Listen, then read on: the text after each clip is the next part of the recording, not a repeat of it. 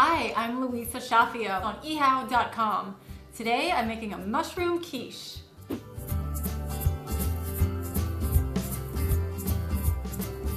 I've got an assortment of mushrooms. I've got some buttons. I've got some oyster mushrooms. Let's see, there's shiitakes in here and some portobellos. You could really use any of these mushrooms on their own or whatever mushrooms you might have lying around. But a mix is a nice way to go. So I'm going to start out by browning my mushrooms with some shallots and a little bit of olive oil. Now mushrooms are a great choice of vegetable to use in the fall because they have kind of a dark, earthy taste. And they're also in season all year round. You can get them fresh. So they're a nice choice when other fresh vegetables start to go out of season. So what you want to do is just kind of cook them down until they start to release their liquid. Because what you want is for the mushrooms to really let go of all that liquid so that their flavor gets more concentrated and that they dry out. So this smells really wonderful with the shallots.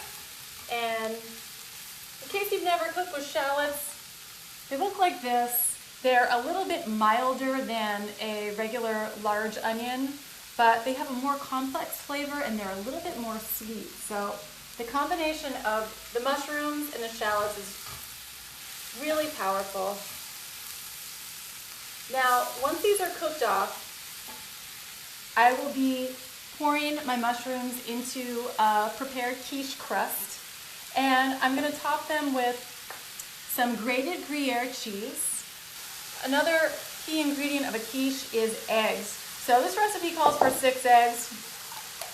I'm going to whisk them until they're smooth, and usually in a quiche recipe you're going to find some heavy cream or milk.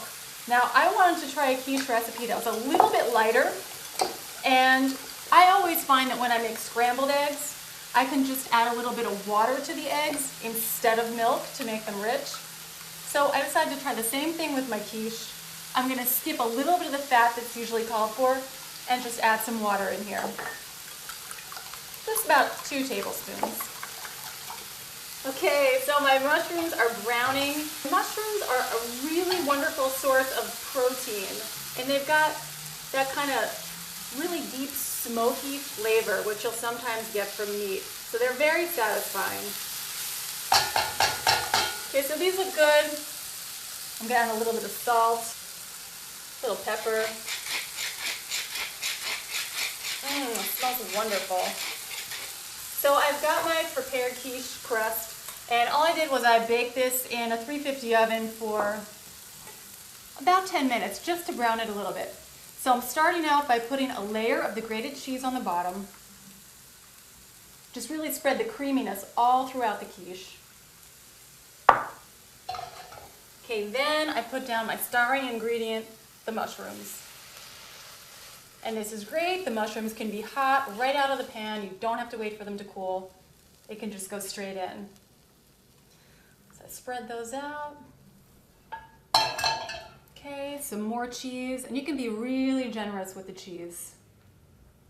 And I really like to layer the flavors and make sure that the whole quiche has got plenty of flavor, so I'm going to do a little bit more salt here and a little bit more pepper.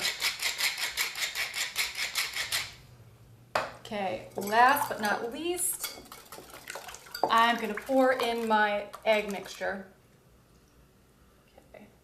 And I'm really just trying to cover the top evenly. This looks great.